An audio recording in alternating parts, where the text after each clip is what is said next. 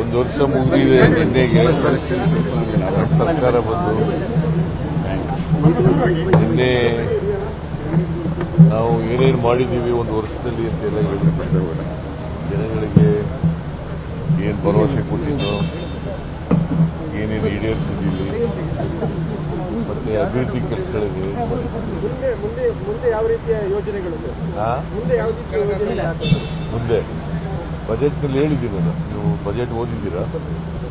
ಬಜೆಟ್ನಲ್ಲಿ ನೋಡಿ ಎಲ್ಲ ಹೇಳಿದ್ದೀನಿ.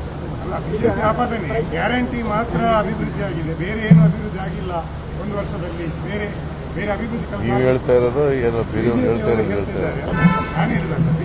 ಬಿಜೆಪಿಯವರು ಸುಳ್ಳು ಹೇಳ್ತಾರೆ. ನೀವು ಸುಳ್ಳು ಹೇಳ್ತೀರಾ? ನೀವು ಸುಳ್ಳು ಹೇಳ್ತೀರಾ? ಬಿಜೆಪಿಯವರು ಸುಳ್ಳು ಹೇಳ್ತಾರೆ. ನೀವು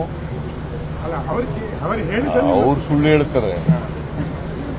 ಈಗ ನೀರಾವರಿಗೆ 16,000 ಕೋಟಿ ಕಳೆದ ವರ್ಷ 18,000 ಕೋಟಿ ಇಟ್ಟಿದ್ದೀವಿ, ಖರ್ಚು ಮಾಡಿದ್ದೀವಿ. ಕಮ್ಮಿನಾ ಜಾಸ್ತಿನಾ? ಏನು ಮಾಡಿಲ್ಲ ಅಂತಂದ್ರೆ ಏನು ಹೇಳೋದು? ಆಮೇಲೆ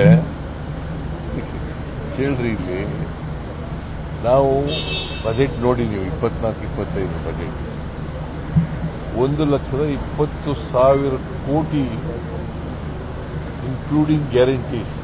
1,20,000 ಕೋಟಿ ಬಜೆಟ್ನಲ್ಲಿ ಇಟ್ಟಿದ್ದೀವಿ.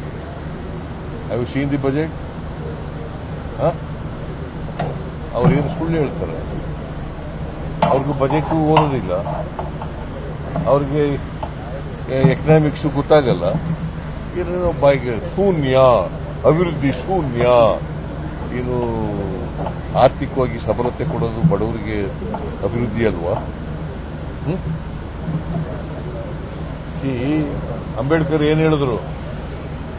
ಈ ದೇಶಕ್ಕೆ ಬರೀ ರಾಜಕೀಯ ಸ್ವಾತಂತ್ರ್ಯ ಬಂದರೆ ಸಾಲದಪ್ಪ,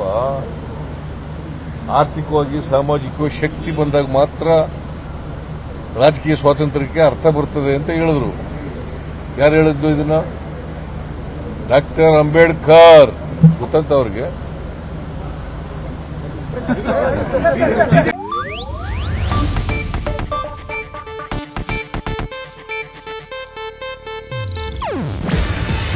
ಇದು ಏಷ್ಯಾನೆಟ್ ನ್ಯೂಸ್ ನೆಟ್ವರ್ಕ್ ಪ್ರಸ್ತುತಿ.